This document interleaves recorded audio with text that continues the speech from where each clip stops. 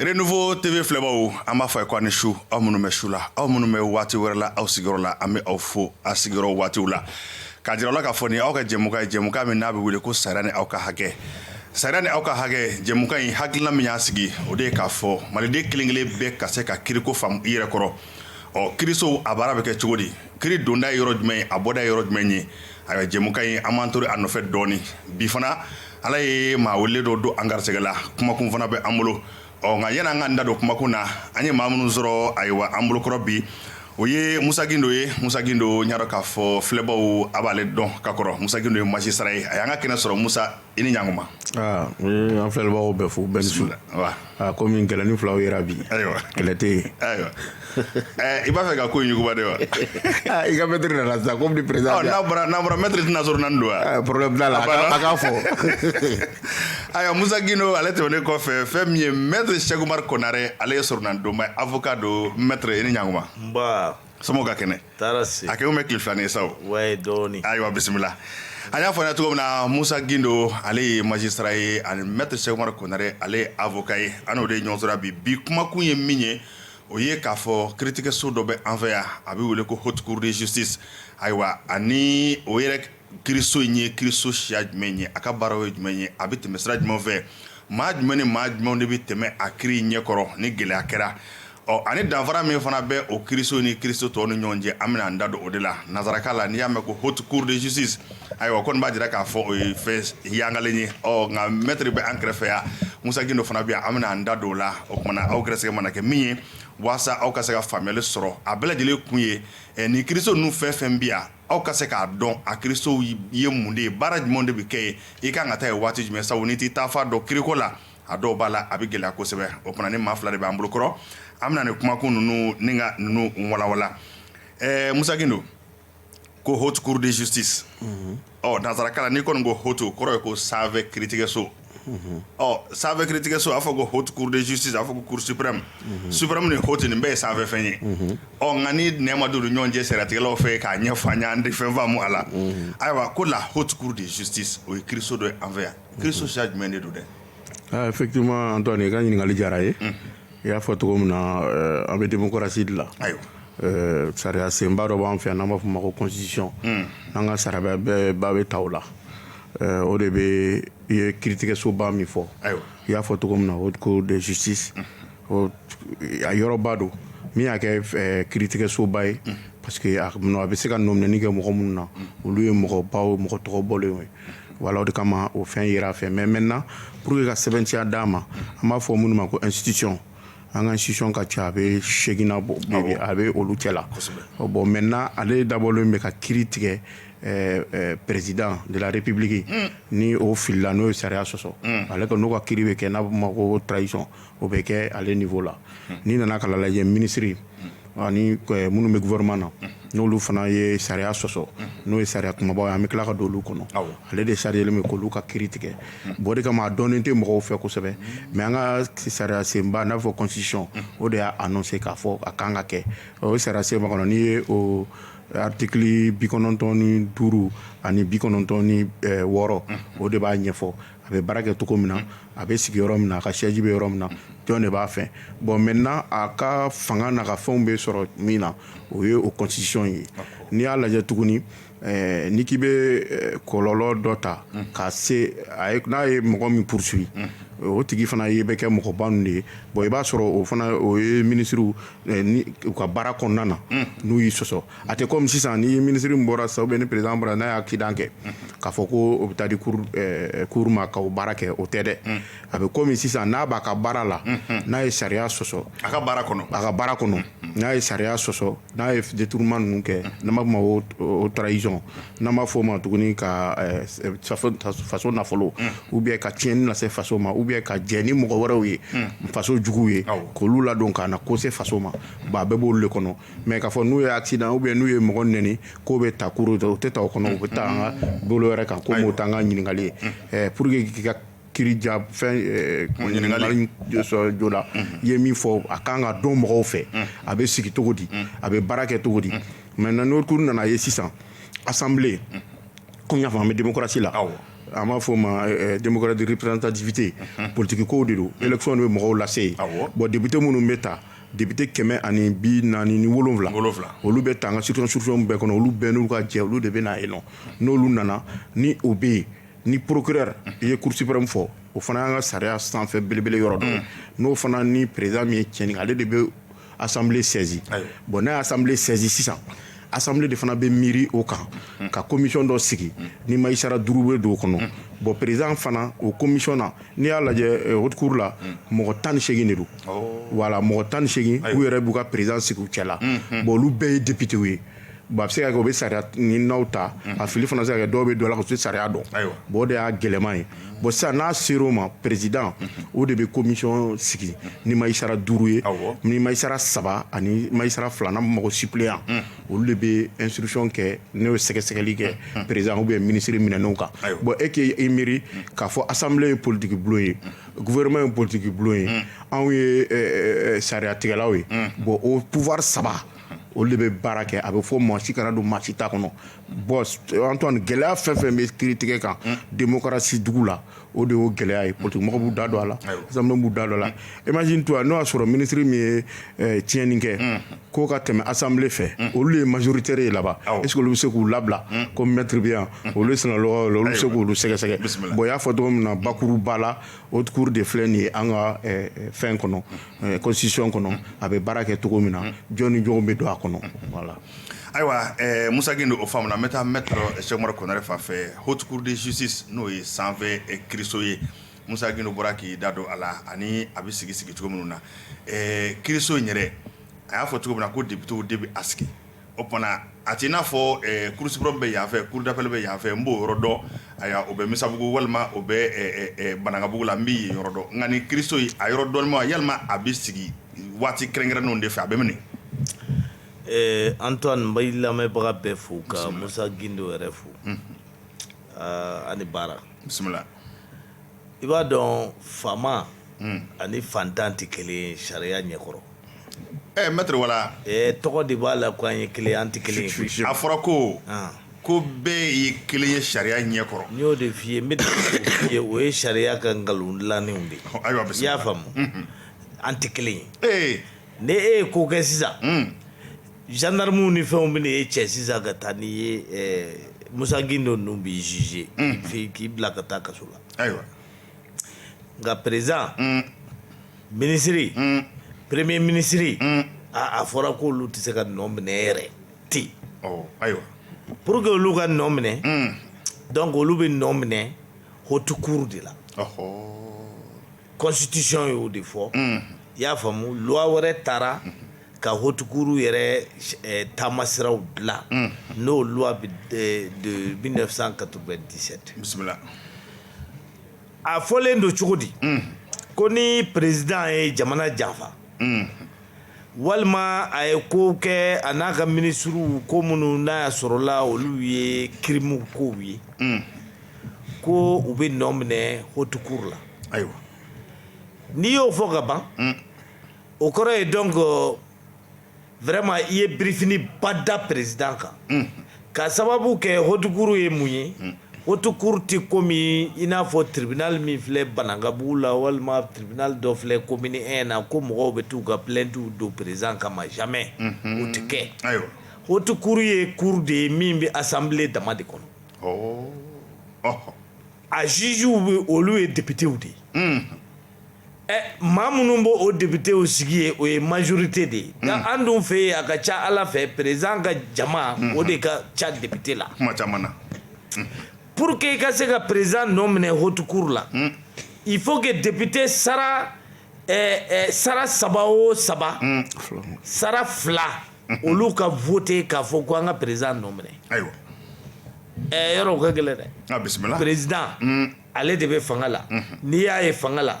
a ka députés de ka ca ni tɔw ta ye o député sara 3 o sara 3 sara 2 k'a fɔ ko président ka nɔ minɛ donc depuis o yɔrɔ la nɔ minɛni cogo t'a la filanan sariya tɛ mɔgɔ bolo ka haute cour saisi non ka wuli dɔrɔn ka saisili kɛ ko haute cour ka président juge o tɛ se ka kɛ ne ye ko mɛn min man ɲi ko président walima ministre y'o kɛ i b'o lettre ci président de l'Assemblée nationale de ma o président de l'Assemblée nationale n'a jɔra o kan dɛ o de bɛ sɔrɔ k'o bila député k'u ka voter a kan yala an bɛ président nɔ minɛ wa an t'a nɔ minɛ o kumana sariya bulon yɛrɛ de bɛ assemblée kɔnɔ a bɛ assemblée de kɔnɔ yen a ti yɔrɔ wɛrɛ wa maa wɛrɛ ti juger yen ni nin mɔgɔw tɛ bisimila i y'a faamu e y'a mɛn ko président ye Mali janfa i y'a mɛn ko président ye nin mɔgɔ faga nin kɛ e b'i ka dénonciation o bɛ jate de i n'a fɔ i bɛna ko dɔ ɲɛfɔ mɔgɔ assemblée la assemblée mɔgɔw tɛ min kalama i bɛ t'o di assemblée ma ka t'o di assemblée président ma o président n'a ka d'a ye fana a b'a ta k'a bila ka tiroir kɔnɔ dɛ n'ale yɔrɔ a ka ca Ala fɛ o ye président terikɛ dɔ de ye bisimila assemblée président i ti k'o ye ni président man di n'a bɛ fɔ k'olu fana sigi bɛ jamana de kama o ye kuma de ye c'est à dire que président ka mɔgɔw de to i y'a faamu majorité ko tɛ yan e ni ne Antoine an ka di dɔ nana papier dɔ di ne ma ko e ye nin kɛ tan ni y'a bila an ka tiroir kɔnɔ fɛn ti bɔ a la munna ne t'a bila an ka tiroir kɔnɔ donc président de l'Assemblée o fana b'a ta k'a bila ka tiroir kɔnɔ mais n'a y'a sɔrɔ la mɔgɔ min ladiriya ko ka d'a ye a tɛ fɛ ka da mɔgɔ kɔ ka ko la a b'a papier bɔ k'a di assemblée mɔgɔw ma députéw ma u ka voter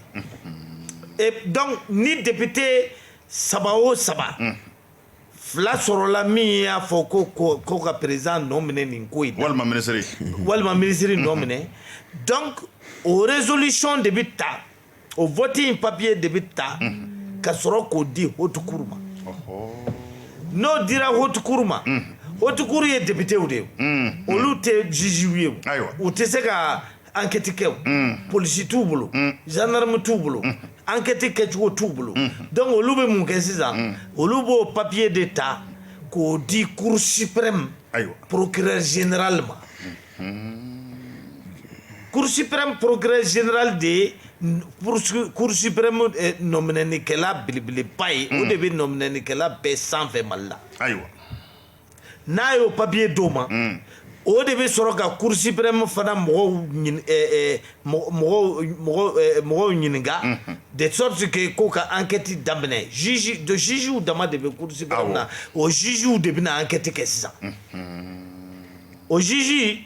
mɔgɔ 5 don 3 bɛ baara kɛ 2 b'i sigi réserve la pour que ni dɔ banana walima ni dɔ kɛra cogo dɔ la i y'a faamu sisan donc a bɛ komi juge 3 de bɛna enquête kɛ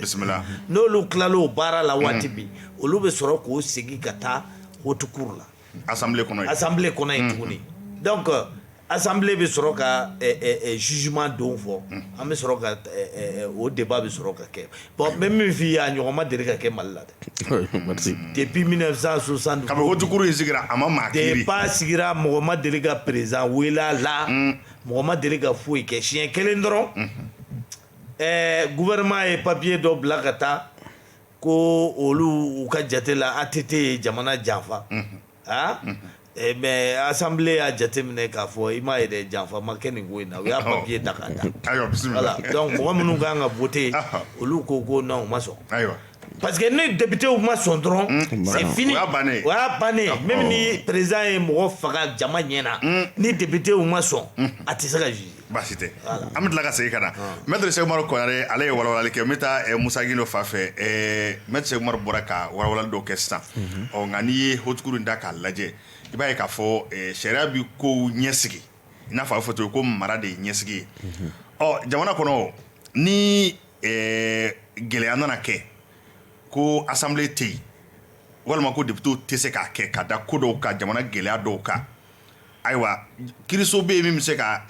haute cour nɔnabila wa n y'a fɛ cogo min bi ni maître an bɛ ligne kelen kan komi an bɛ ka ɲɔgɔn dafa ayiwa bisimila a y'a fɔ cogo min na sariya dɔw bɛ fiction don an minnu bɛ sariya appliquer an b'a gɛlɛya ye maître y'a laban ni yɔrɔ min o de maître b'an kala u b'a fɔ ko nul n'est au-dessus de la loi maître y'a laban ni yɔrɔ min o de y'a diya n ye a ko k'a ma deli ka kɛ Mali la bisimila a gɛlɛya an bɛɛ y'a fɔ a lajɛ député 18 u kalanna u bɛ droit dɔn mais jugew tɛ k'olu ka kiiri tigɛ maa kan olu ye politique mɔgɔ ye k'olu ka ɲɔgɔn labila majorité olu de ye gouvernement ye olu de ye président de la république o ye bon sariya min a bɛ mɔgɔw fara bon o de kama sariya mana kɛ cogo o cogo jɛngɛni yɔrɔ bɛ sɔrɔ a la e fana ka ɲininkali don n'o kɔnɔ o ɲana o ni haute cour tɛ yen mun de bɛ kɛ sinon haute cour an fɛ yan nɔ o y'a créé a mɛnna n y'a fɔ ko 18 députés depuis le 22 avril 2014 a bilala en place maître y'a fɔ cogo min na u bɛ baara kɛ assemblée kɔnɔ mais u ka siège bɛ yen siège bɛ ACI la kan rond-point kan da la place la a bɛ yen u mɔgɔ 17 b'u ka baara kɛ k'o kɛ budget min bɛ don a la fana dɔɔnin tɛ bon maintenant n'a tɛ ka résultat di comme sariya ko sa o sa musaka dɔ bɛ don o kama ayi awɔ n'a ma deli ka kɛ o musaka bɛ kɛ cogo di aw kɔni d'uru ma ka bɛ yen wala o justice ye dɔwɛrɛ ye bon maintenant gɛlɛya ye min ye o de kama ni sariya bɛ ta démocratie la fɛn caman ka gɛlɛn mɔgɔ b'a ko non ko juge don o de kama an fana ko baara bɛrɛ t'anw bolo dɛ baara min b'an bolo sariya min taara an ka appliquer nka sariya fɛn fɛn bɛ ta assemblée de bɛ sariya ta assemblée de b'a ta juge de b'a waleya juge de b'a waleya bon waleya gɛlɛya fana mana na an bɛ se ka fɛn dɔw fɔ a kan bon o de kama i y'a ɲininkali min kɛ sisan an bɛ wagati min na an bɛ période sessionnelle de la n'o ye transition ye fɛn caman bɛ yen o bilalen don fɔlɔ parce que transition don bon n'i nana ka n'a lajɛ assemblée tɛ yen o jɛlen don an ka constitution ko kan ka min kɛ n'o bɛ kuru o tun bɛ tɛmɛ o kɔnɔ an y'o ɲɛfɔ sisan bon maintenant min bɛ se k'a to ko kana balan a bɛ f'o ma ko opportunité de juridiction an ye papier caman signé n'olu ye convention ani n t'a dɔn voilà olu bɛ se ka olu fana ko i bɛ se ka tribunal bɛ se ka yɛlɛma ni crime ni délit don fo ka taa se haute cour bɛ se ka min ta ko k'a di cour suprême ma i fana ka ɲininkali ko belebele 2 don ni dɔ tɛ yen dɔ bɛ dafa an bɛ se k'a fɔ ma ko dialysme au niveau du sommet bon maintenant comme fɛn tɛ yen bon ni a bilala ka mɛn ten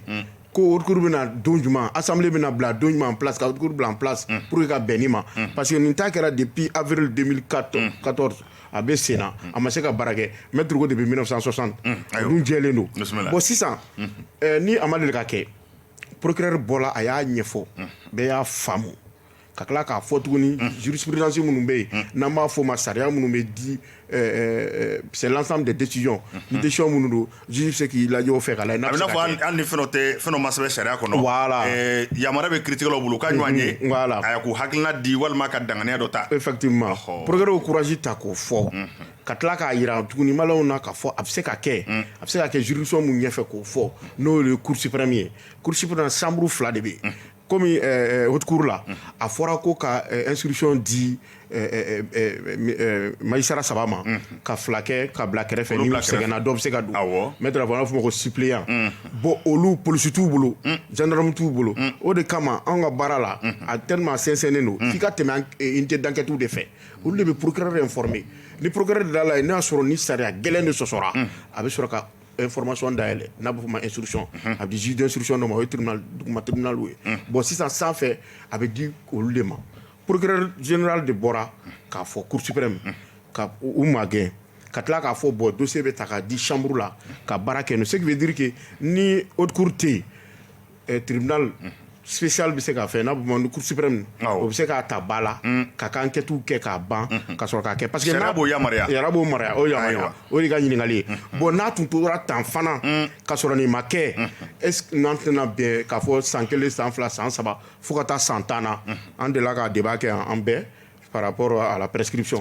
n'an tor'o la tun prescription kɛra est ce que bin tɛna k'olu kan o du ye injustice o fana ye loi min ye fiction don o de kama a k'a lajɛ i ye ɲininkali min kɛ n'a ma se ka ta ba la haute cour la a bɛ se ka ta ba la cour suprême min b'a la o bɛ sɔrɔ ka se k'u ɲininka ka enquête kɛ fo ka tila ka kɛ ni jugement banna sisan ka ordonnance ta k'a bila ka jigin ka taa cour d'appel la cour d'appel fana baarakɛminɛ dɔ b'olu bolo n'an b'a fɔ ma ko cour d'assise u bɛ sɔrɔ k'u ɲininka o ɲɛma o kɔni o delila ka kɛ n bɛ se k'a fɔ o temps na Umar Ibrahim Touré ministre de la santé o delila ka poursuivre par rapport au détournement fo ka taa o jugement kɛ k'a acquitté général Yamusa Kamara fana tuguni o fana ka o kelen kɛra o tɛmɛna cour d'assise la c'est pour dire k'a fɔ maliyɛnw ye ko kura tɛ nin b'an ka justice la an min bɛ fo dɔrɔn an ka juges encourager an procureur bɔra ka encourager pour que nin baara in ani syndicat mun fana pour que nin baara bɛ se ka kɛ tiɲɛ kan bɛɛ k'i ta n'i bila dɔn parce que Maliko de don. Bisimila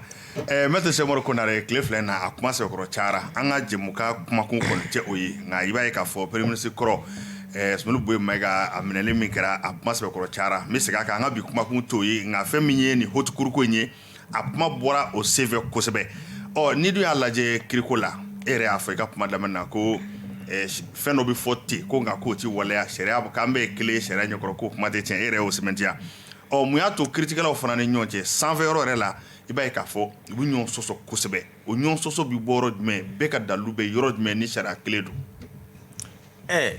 Antoine sɔsɔli ye wajibi ye ayiwa hali diinɛ kɔnɔ o tuma imam sunnitu ye awɔ Abu Hanifa Shafi Malik ani Ahmad ibn Hanbal ng'olu bɛɛ ye alimami naani alimami minnu ni sɔn kelen don a ma k'u bɛɛ lajɛlen ye sunna alimamiw ye mais u ka kumaw tɛ kelen bisimila u bɛ sɔsɔli kɛ bon sariya tubabu sariya fana b'o cogo kelen de la dɔ b'a fɔ tan dɔ b'a fɔ tan mais ni jugew labanna k'a kɛ cogo min k'a faamu k'a kɛ cogo min na o de bɛ wele ko jurisprudence a bɛ t'o la a bɛ t'o de la i y'a faamu sisan voilà min sɛbɛnnen don loi tɛ appliquer a yɛrɛ ma n ko jugew de b'a appliquer olu pour que u k'a appliquer il faut k'u k'a faamu olu y'a faamu cogo min dɛ o de bɛ wele ko jurisprudence ayiwa bon n'o kelen kɛra o fila kɛra saba kɛra an bɛ t'o sira de fɛ n y'a f'i ye cogo min na haute cour de justice nin n'a dann'o ma mɔgɔ tɛ juge koyi ayi bisimila k'a sababu kɛ députéw de don politique mɔgɔw de don e tɛna i ka président bila maa ye ayiwa an ka exemple ta sisan assemblée min bɔra yen sisan RPM de tun tɛ majorité ye awɔ k'o fara ademaw ni fɛnw kan olu bɛɛ tɛ mouvance présidentielle kosɛbɛ olu bɛ sɔn ka voter k'a fɔ ko ka IBK juger ayiwa ɲininkali bɛ yen olu t'o kɛ ɲininkali tɛ o a tɛ kɛ de bisimila bon a bɛ komi Musa Tile fana na IDPM député bɛɛ IDPM olu bɛ voter kɛ ko ka Musa Tarawele juger nka n'i bɔra o danganiya in kɔnɔ k'a fɔ i ye minisiri kɔrɔ ye walima i ye président kɔrɔ ye kun n y'o de f'i ye o c'est-à-dire que politique de bɛ kɛ assemblée la i y'a faamu donc hali k'i ka minisiri kɔrɔ juger n ko o bɛna ni sababu de ye k'i ka parti lagosi olu miiri b'olu de ye o an fɛ yan dama tɛ koyi hali États-Unis mɔgɔ minnu welela Trump fɛ ka taa assemblée ci États-Unis mais a ma kɛ bɛɛ ɲɛna mais dossier nana assemblée ma rejeté a n k'a rejetera Sénat la Trump ma juger bilen o ɲɔgɔn de don hali n'a ko kɛra bɛɛ ɲɛna tant que députéw ma voté a tɛ passé donc jalaki ni fɛn ninnu datugulen don ni politique de bon il se trouve que tellement faamaw yɛrɛ bɛ siran haute cour ko in ɲɛ très souvent haute cour yɛrɛ tɛ kɛ yɛrɛ tɔgɔ b'a la k'a bɛ yen mais i bɛ taa sɔrɔ a membre ma dafa walima président ma sigi walima mɔgɔ bɛɛ ma élu ma dɔn ni bɛ ka c'est-à-dire que toujours fɛn dɔ b'a jɛ pour que a kana se ka baara kɛ je crois que depuis 1960 a bɛ constitution kɔnɔ mais ce n'est que vers les coups de 2014 comme ça qu'on a commencé k'a sigi sen kan yɛrɛ bon mais o dama tɛ chaque fois que ni coup d'état dɔ kɛra i bɛ taa sɔrɔ haute cour mɔgɔw tɛ yen bilen parce que coup d'état mana kɛ dɔrɔn assemblée bɛ ci assemblée bɛ jɔsi ka bɔ yen ni assemblée cira député tɛ yen ni député tɛ yen n ko haute cour juge ye député ye donc haute cour tɛ yen n'a tɛ o waati min n'a tɛ yen waati min na sariya b'a jira donc ni haute cour ni cour o cour n'i tɛ yen donc mɔgɔ tɔw bɛ taa sira min fɛ i bɛ taa o i bɛ juger o sira hali n'i ye président ye ministre kɔrɔ ye hali n'i ye président n'i ye ministre kɔrɔ ye Musa Tarawele ma juger tɛ yan a ma juger haute cour la o a n'a ka ministre u y'u juger cour d'assises la Yamusa Kamara o tun ye ministre de la défense ye o ma juger cour d'assises la Umar Ibrahim Touré o tun ye ministre de la santé o jugera cour d'assises la donc ni haute cour tɛ yen il peut juger cour d'assises là. Et il se trouve que cour suprême yɛrɛ de ye arrêt dɔw rendu minnu bɛ ɲɔgɔn sɔsɔ Musa Gindo b'a kalama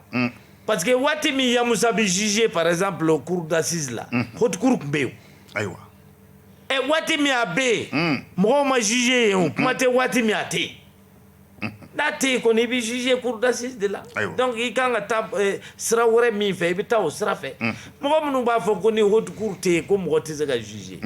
o tuma olu b'a fɛ donc État ka jɔ de yan ayiwa bisimila État ka jɔ ko parce que haute cour tɛ yan ne bɛ exemple kelen dɔrɔn d'i ma misali kelen an ka yɔrɔ haute cour tɛ yen bi assemblée tɛ yen ayi dɔ ka wuli sisan ministre dɔ ka wuli sisan ka mugu ci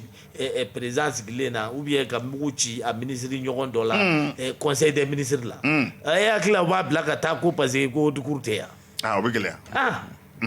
donc i bɛ juger de i bɛ juger sira kelen min ni tɔw bɛ juger i bɛ juger o de fɛ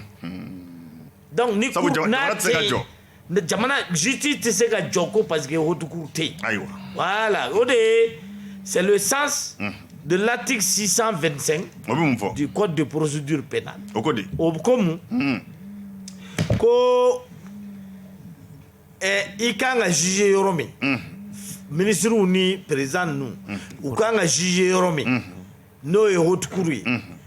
ni yanni o dossier ka se yen i bɛ minɛ k'i poursuit i b'a fɔ mɔgɔ tɔw bɛ dɔ minɛ cogo min na. I bɛ nɔ minɛ i b'a k'i i n'a fɔ mɔgɔ tɔw bɛ nɔ minɛ tɔw min na jusqu'à ce que o haute cour n'o juridiction wɛrɛw ka na ayiwa voilà o article b'o de fɔ ayiwa baasi tɛ o de bɛ ka kɛ ayiwa an y'o yɔrɔ faamu maître Cheikh Umaru Konare n y'a dɔn k'a fɔ bi ta in kɔni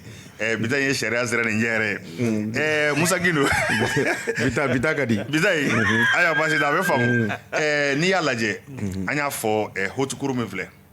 i n'a fɔ an ka kumakun b'a jira cogo min na kiiritigɛ so wɛrɛw bi yan ayiwa hali ni ne bɛ dɔ damadɔni dɔn a la ayiwa e na se k'a tɔ ɲɛfɔ cour suprême bɛ yen cour d'appel bɛ yen tribunal administratif bɛ yen o n'a ɲɔgɔnna camanw ne ko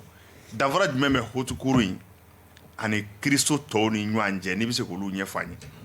a y'a f'i ye cogo min danfara b'u cɛ o de ka ɲininkali ye n y'o de fɔ ni maître an bɛ ɲɔgɔn dafa bi kosɛbɛ ayiwa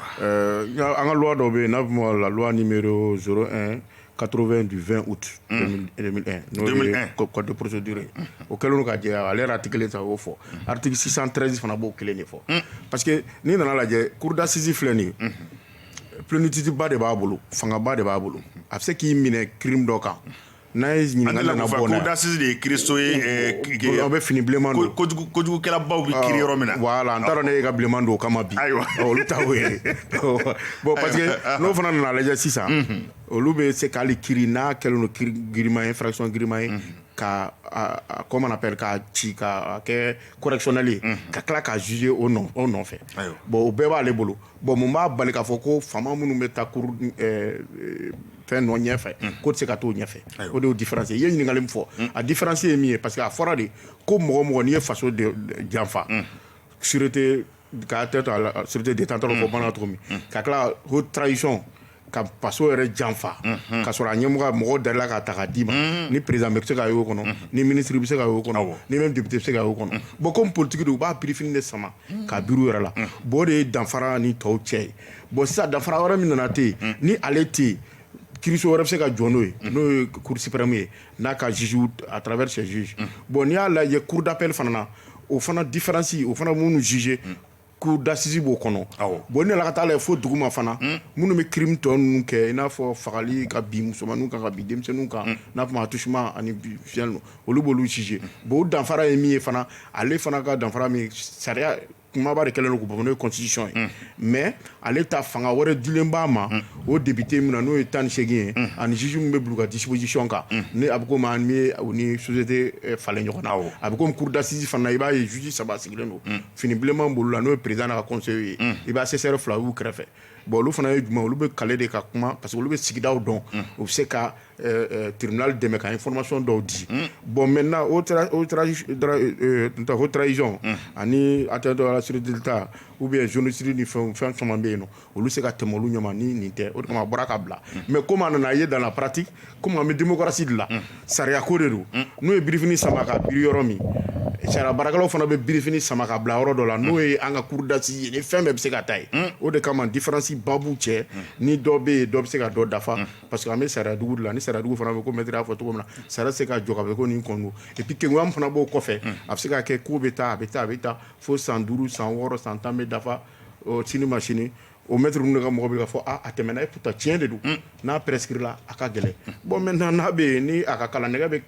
kalama bɛ gosi fanda de la n'o bɛ se a bɛ se ka kɛ bon de ka ɲininkali o différence min b'u cɛ o de y'o ye voilà bon bi kɔni ale t'an fɛ yan e t'a fɔ cogo min n'i ye coup d'état kɛra dɔrɔn nin bɛɛ bɛ tunu bon n'i yɛrɛ y'a lajɛ i bɛ nin kɔfɛ de mun de bɛ se ka kɛ ni coup d'état kɛra jolibɔ de bɛ kɛ ou bien ni fanga binna fɛn caman de bɛ ɲagami institution caman de bɛ bin bon n'o dun kɛra sariya de bɛ sɔsɔ bon n'a fɔra ko min b'o kɛ n'o yɛrɛ taara o nɔfɛ an bɛ fɛn dɔ de ɲini min b'o labɛn bon an b'o de la o de kama on est signataire de beaucoup de conventions on est signataire de beaucoup de traités olu bɛɛ bɛ bila o kɔnɔ n'an m'olu ta maître y'a fɔ cogo min na n'a ye 625 ni 613 b'o kuma fɔ o b'an ka code yɛrɛ kɔnɔ min b'a to an bɛ se ka bolo da ninnu kan sariya sira fɛ sinon ko mɔgɔ ko tɛ foyi ko tɛ sariya ko de a bilalen bɛ bɛɛ de kama hali fiction bɛ min fana na an b'o sama dɔɔni ka na n'o ye jurisprudence fana nana o de kama n'a kɛra an b'a ta an bɛ ɲɔgɔn dafa voilà ni ɲɔgɔn bɛɛ delila k'a kɛ foyi tɛ min ma deli ka kɛ tribunal fɛn kɔnɔ o de b'an bila an bɛ nin baara ninnu kɛ ayiwa maître Cheikh Umaru Konare n'i y'a lajɛ i y'a fɔ kuma daminɛ na mɔgɔ ma deli ka kɛ fɔlɔ haute cour fana bɛ sigi député de fɛ démocratie don taabolo fɛ a ka ca jamana ɲɛmaa ka fa de ka ca assemblée kelen in kɔnɔna na démocratie fana dun na yalima a ma deli ka kɛ walima ni hali maa ye kojugu kɛ ka haute cour to yen a tɛ se ka nɔ minɛ k'a sababuya kɛ président ka maa ka ca a dɔw b'a la u tɛ sɔn fiyewu yalima o sɔnbaliya n'o ban o ti fana tɛ sariya sɔsɔ ko fɔ n'o bɛ se ka ɲange wa non o tɛ sariya sɔsɔ ko fɔ parce que sariya de y'a prévoir ko n'u ma sɔn k'a tɛ kɛ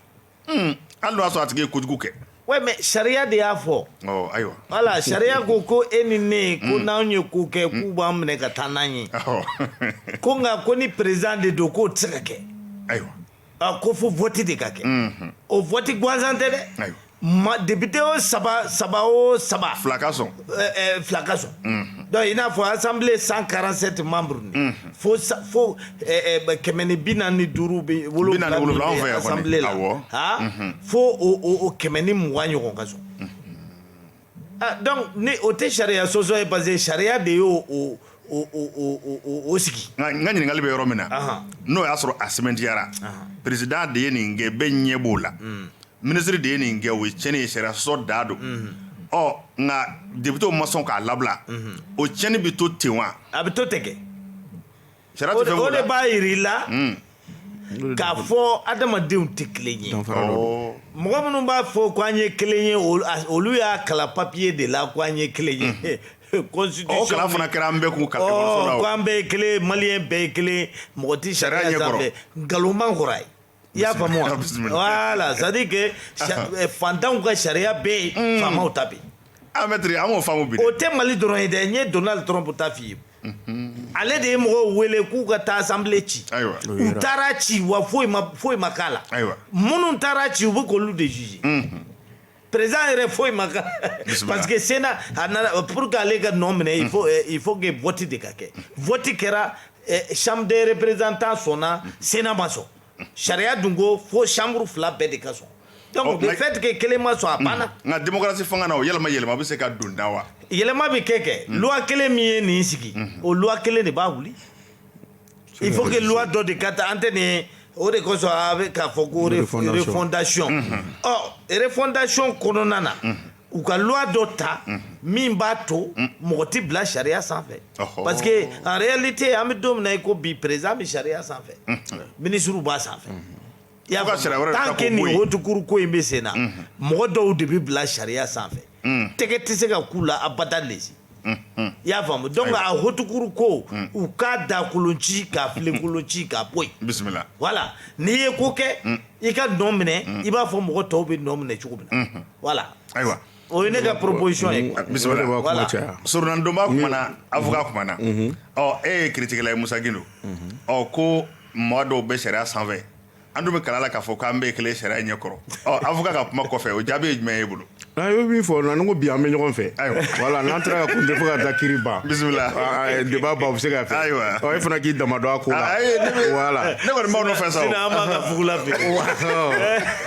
effectivement o ye belebele dɔ de ye a y'a fɔ cogo min a dakolo ka ci parce que gɛlɛya b'a la anw de fɔ baara wɛrɛ t'anw na ni sariya min taara dɔrɔn k'a appliquer a bɛ komi sɛnɛkɛla n'a ka daba n'i y'o bila kɔni i tɛ samiya ɲuman kɛ ayi bon n'an fana ye sariya in bila a bɛ gɛlɛya an bolo bon o de kama n'a bɛ contourner cogo dɔw la an bɛ na ni sira wɛrɛ ye mais a belebele y'o de ye parce que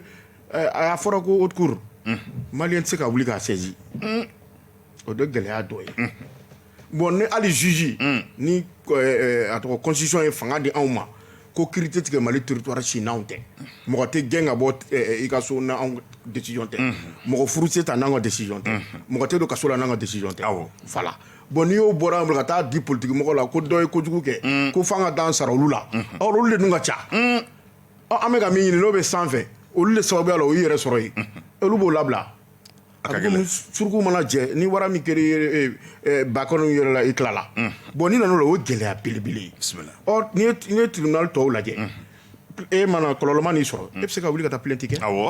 ni association fana de don n'olu fana ye fɛn dɔ olu fana bɛ se ka t'u ma kasi mais o si tɛ se ka kɛ nin na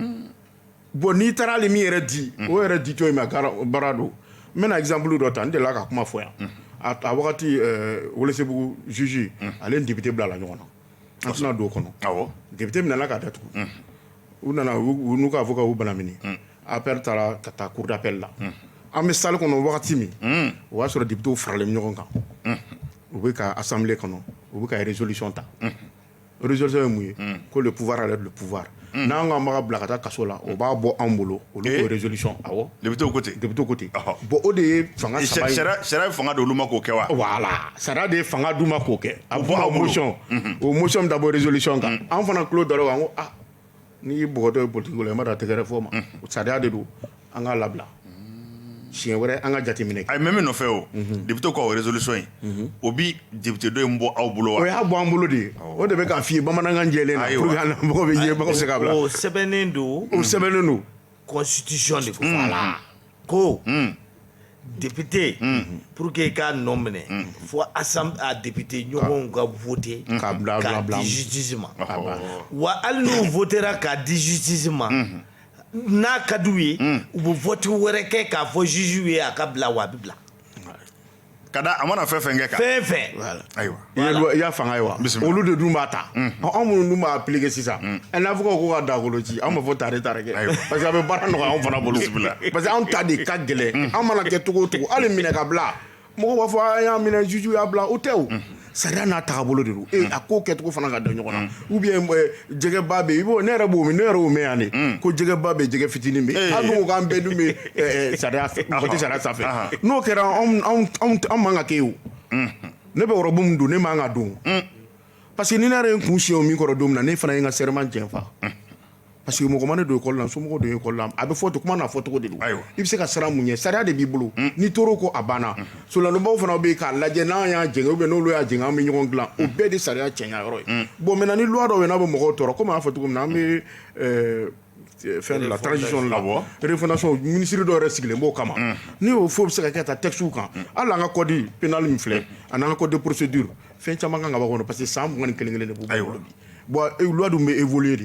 fɛn de gala gala min na a bɛɛ bɛna tuwawu de kɔ a bɛ n'a fɔ ni sariya taara waati ni waati a kan ka lajɛ k'a tɛntɛn ko kura ka ko kura wɛrɛ don a kɔnɔ très bien n'o y'a bamanankan yɛrɛ fɔ n'a tɛntɛnna ka ɲa minnu tɛ ka tɛmɛ an b'olu bila ka taa kuma wɛrɛ fɛ parce que fɛnw bɛ changer n'o kɛra o baara nɔgɔya an bolo kɔlɔlɔ fɛn fɛn bɛ anw kan o y'o de ye mais ni sariya kɔni nana an bɛ tɛmɛ sira sɔrɔ a la pour ka to sariya kɔfɛ parce que an ka décision n'an y'a ta il faut k'an ka motiver an y'a kɛ kun min na bon o de kun filɛ nin ye ni o tigiw tɛ yen a bɛ se ka passer cour suprême fɛ pour que a baara bɛ se ka kɛ joona voilà. Maître Cheikh Umaru Konare n y'a fɔ cogo min na hali n'an ka kumakun t'o ye bi nanzaraw b'a fɔ ma ko actualité o kɔni b'o de la fɛn min kɔrɔ ye Sumaworo Boye Mayiga minɛni na i b'a ye k'a fɔ surunalidonba caman wulila ka a fɔ ko sariya sɛbɛkɔrɔ sɔsɔra kosɛbɛ a dun fɔra ko ni haute cour tɛ yen o tuma jamana t'i jɔ ni jamana t'i jɔ o ɲɔgɔn sama fana min bɛ surunalidonbaw ni ɲɔgɔn cɛ e bolo u b'u ka baara de la wa o y'a kɛ cogo di Antoine ni mɔgɔ tɔgɔ fɔ donna ko la ka ban o ye a ko gɛlɛyalen i b'a dɔn ne bɛ kuma o kuma fɔ n b'a fɔ de pour que ka mɔgɔw bɔ kunnafoni minnu bɛ yen an bɛ misali ta olu de kan pour que ka mɔgɔw bɔ fili la u k'u ta fan dɔn sariya kɔnɔ ayiwa Sumaworo Boye ni madame Buhari ka minɛni u minɛna mɔgɔ minnu fɛ e b'a dɔn o ye mɔgɔ minnu ye olu de bɛ Mali juge bɛɛ sanfɛ n'o ye section judiciaire olu juge ɲɛmɔgɔw ye juge foyi t'olu sanfɛ bon donc u b'a dɔn u bɛ fɛn min kɛ mais n'i ye Soumaïla Boubé ye o kɔrɔ tɛ k'a fɔ k'i minɛna k'o kɔrɔ ye k'i jalaki don n bɛ deli k'o f'i ye fo kiiri ka kɛ de kiiri ka kɛ bon donc avocat bɔ ale fana bolo u bɛ na fiɲɛ minnu bɛ sɔrɔ dossier la u b'o fiɲɛw fɔ olu yɛrɛ hakili la k'o ye fiɲɛ ye mais a bɛ laban juge kelen ninnu de bolo olu de b'a tɛntɛn k'a lajɛ an filila wa an ma fili voilà donc o de ye procédure daminɛnen ye i y'a faamu sisan donc sisan il faut pas s'attendre ka ni i sigi n'a ye k'a fɔ ko mɔgɔ min nɔ minɛni ani mɔgɔ min bɛ nɔ minɛni kɛ k'olu ka kumaw ka kɛ kelen n'o don avocat ta kun ye mun ɲɔgɔn sama ye diyagoya ye diyagoya de don voilà ayiwa Musa Gindo an bɛ ka an tora a nɔfɛ dɔɔni dɔɔni an b'a jira an filɛbaw n'a lamɛnbaw la k'a fɔ jɛmukan ye sariya de aw ka hakɛ ye sabu bɛɛ tɛ télévision lajɛ ɲɔgɔn fɛ bi kumakun ye min ye o ye k'a fɔ kiiritigɛso min bɛ sanfɛ kiiritigɛso n'a bɛ wele ko haute cour de justice a y'a ko fɛn jumɛn don an da donna o la yan danfara jumɛn bɛ ani kiiritigɛso tɔw ni ɲɔgɔn cɛ an bɛ k'o de kuma ayiwa k'a mɔnɔbɔ dɔɔni dɔɔni ayiwa Musa Gindo hali bi jɛmukan in kun de ye mɔgɔw ka se ka fɛn caman faamu sariya ko i n'a fɔ maître y'a fɔ cogo min na mɔgɔw ka se ka u taafa dɔn sabu kiiritigɛso u ka ca kosɛbɛ an bɛ danga minɛ i n'a fɔ bi i y'a fɔ o yɛlɛma minnu filɛ nin ye yarɔ a ko sariya kan ka ta nka a b'a nɔ na ye hali bi ayiwa mun de bɛ se ka na ni i yɛlɛma ye kuma minnu bɛ kɛ o de b'a to sini yɛlɛma bɛ se ka don a la ɲinɛ n'a tora tan sini fana ta bɛ to tan wa i y'a fɔ cogo min na yɔrɔ ne yɛrɛ bɛna débat in na parce que débat in b'a to population b'a faamu u ka sariyaw bɛ appliquer cogo min u ka sariya baarakɛla n'o y'anw ye anw bɛ baara kɛ cogo min avocat fana bɛ se ka dɔn maître tilala kuma na ka ban komi a bɛ instruction na kuma man ka di anw yɛrɛ fala ka kuma kɛ bien an bɛ sariya de tagabolo fɔ mɔgɔ ko tɛ sariya bɛ bɛɛ de ye mais ni min man ɲi o ka se k'a lajɛ o de bɛ se ka dénoncer aw ka téléw a n'a ka radio fɛ i y'a fɔ cogo min na ni ministre dɔ yɛrɛ sigira refondation kama problème bɛ sariya fɛn fɛn na gɛlɛya bɛ sariya fɛn fɛn na o ka se k'a lajɛ pour que k'a lakili k'a bɛn malidenw tagasibolo ma ka baara nɔgɔya anw yɛrɛ kiiritigɛlaw bolo et puis fana ni kiiri wili nɔfɛ c'est pas parce que a tɛ kɔrɔ tɛ k'i ye tiɲɛnikɛla ye o de bɛna ɲɛɲini ka dɔn et puis a yɛrɛ ka ɲi parce que e hakili bɛ sigi i bɛ jɛya n'i bɔra ka fɛn fɛn fɔ parce que mɔgɔ ni kuma mɛnna ŋunuŋunu kuma ni fɛnw na mais c'est que su ni min kɔni sera tribunal ma n'a bɛ instruction na foyi man ka bɔ fo ka taa juge tila ni don min na n'a kiiri bɛ tigɛ n'an b'a fɔ ma audience solennelle bɛɛ bɛ wele da ni finɛturu ni fɛn bɛɛ bɛ dayɛlɛ bɛɛ bɛ don k'a lamɛn min fɔra ni tiɲɛ don a tiɲɛ n'a nkalon bɛ don ye o don de juge procureur n'ale bɛ ka mɔgɔw poursuit ale bɛ wuli k'a ka poursuivre défend avocat minnu fana bɛ minnu ye tiɲɛni kɛ olu fana bɛ wele k'a fɔ an sɔnna nin ma an ma sɔn nin ma nin de don bon o de caman bɛ fɔ président hakili sigilen bɛ ko ŋɔŋɛra mɔden k'u lamɛn n'ale de tilala ale n'a ka CCR n'a ka conseil olu bɛ décision ta ka kiiri di bon ni condamné l'o la c'est que dire que min fɔra o jɔr'i la n'i labilala o kɔrɔ min fɔr'i ma bin kɛr'i kan et sariya fana bɛ opportunité d'i ma ka i ka état attaquer ko nin ma ɲa bon i ye min fɔ ni an sera ka réforme lajɛ an bɛ débat minnu kɛ n'o de f'i ye fɛn bɛ kɛ ne yɛrɛ bɛ recommandation k'a la pour que au moins ni don min na n'an welela ka na fɛnw ɲɛ an bɛ se ka na olu di bon ni nin kɛra tan a bɛ ɲa tan o b'a sɔrɔ ko bɛ se ka ɲa ni malidenw y'a mɛn ni fɛnw kama kɛra députés bɛ fan bɛɛ bɛɛ bɛ se k'i hakilina di pour que mu ta ka ta kɛ papier dɔ ye min bɛ se ka bɛɛ nafa mais an ka hakili to a la évolution mana kɛ cogo o cogo an ka essayer ka fɛn dɔ don a la nka sariya kɔni mana kɛ cogo o cogo i n'a fɔ a y'a fɔ sariya n'a mɛnna ayiwa a bɛ se ka yɛlɛma sabu waati minnu bɛ na ani waati kɔrɔlen olu tɛ kelen ye o ye diyagoya ye sinon a tɛ bɛn i ka yɛrɛ mana ye hali n'i bɛ guloki dɔ san 10 ans i yɛrɛ bɛ k'a la i bɛ ka taa a bɛ dɔgɔya i ma n'i ma taa ci ka dɔ fara kan n'i ma yɛlɛma i b'a yɛlɛma parce que e yɛrɛ yɛlɛmana bon a kun y'o de ye sinon fɛn wɛrɛ foyi tɛ voilà sariya ye fɛn ba de ye sariya y'an bɛɛ de ka birifini ye n'a tigɛra ka ɲa fana mali bɛɛ bɛ lafiya parce que an bɛ yɔrɔ min na bi f'an ka institution caman bɛ ɲɔngirilen don mais komi sariya min bɛ tigɛ n'o institution n'o jɔlen don o ye tare de ye an kan ka jɛ k'an bolo d'u ma k'olu dɛmɛ u ka baara la ayiwa maître Sɛkumaru Konare an bɛ k'an to hali bi haute cour de justice an b'a kuma nɔfɛ hali bi danfara minnu bɛ ani kiiritigɛso tɔw ni ɲɔgɔn cɛ an y'an da don olu la nka komi a tɛ yen bi o ye a dama ko wɛrɛ ye ko kiiri tɛ se ka jɔ ko o tɛ yen yalima limanaw kan ka min faamu haute cour ko la i ko n'a ma yɛlɛma k'a tɛ ɲɛ fiyewu yalima o yɛlɛma bolo a bɛ se ka kɛ jumɛn de fɛ i b'a dɔn dugu bɛ yen i n'a fɔ Israël Israël filɛ nin ye a président k'a to président la a nɔ minɛna k'a juger k'a to baara la k'a minɛ ka taa n'a ye kaso la ayiwa bisimila haute cour tɛ yen foyi tɛ yen Bani Israël ayiwa Israël le premier ministre k'a to premier ministre ya la a nɔ minɛna a kiiri la wa an bɛ ka kiiri jaabi kɔnɔ sabu olu ka sariya sigi m'o kan olu ka sariya sigilen don o kan haute cour tɛ yen député tɛ ɲininka foyi justice de b'a ka baara kɛ dɔrɔn ayiwa munna an t'o kɛ an k'o kɛ an ka loi ta haute cour ko ni fɛn ninnu bɛɛ ka cɛ ka bɔ yen Antoine n'i ye ko kɛ ani président ye ko kɛ a bɛɛ ye kelen walima jaralakaw ye ko kɛ voilà i bɛ wele i bɛ nin ɲɛfɔ ayiwa voilà donc o yɛlɛmaniw bɛ se ka kɛ o b'an lasurunya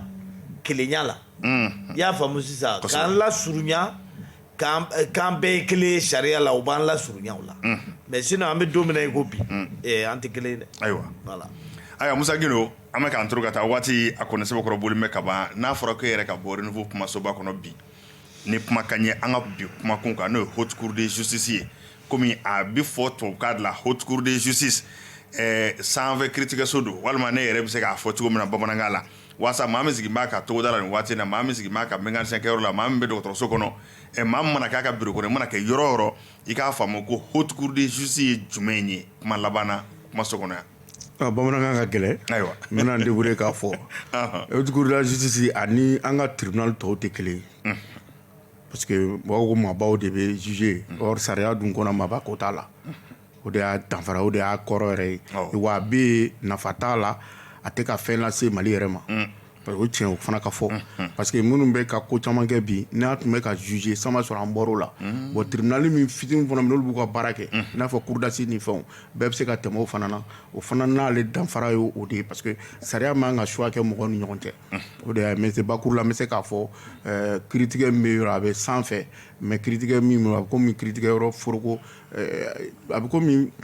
forobɔrɔ fɛn t'a kɔnɔ voilà ko n'i ye sɛnugu jɔlen kala de b'a kɔnɔ bon an ta min jɔlen filɛ foyi t'a kɔnɔ a ko ka gɛlɛn o ɲuman a ka lajɛ a ka se ka yɛlɛma pour que au moins bɛɛ bɛ se k'a fɔ tare pour que au moins an ka tribunal ninnu fana bɛ se ka baara kɛ ni gɛlɛya ninnu kana na parce que fɔlɔ ni mɔgɔba dɔ fɔra ko bɛ taa tribunal dɔ kɛlɛ bɛ wuli ka jɔ mɔgɔw yɛrɛ tɛ sɔn u t'u kan o ni sariya cɛ mais sisan n b'a dɔn an ka sensibilisation minnu bɛ ka kɛ syndicat ni fɛnw na ni radio ni télé la mɔgɔw bɛ ka fɛn caman faamu voilà o la pour que ka bɔ kuma kɔnɔ n b'a fɔ ye ko kuru Mali la bi ne t'a nafama la mais o k'a to yen tribunal ka baara kɛ ni réforme bɛ kɛ don min o k'a lajɛ an ka solution sɔrɔ la an bɛ bɔ ni maître ka kuma ye a ka taa k'olu ka ci ayiwa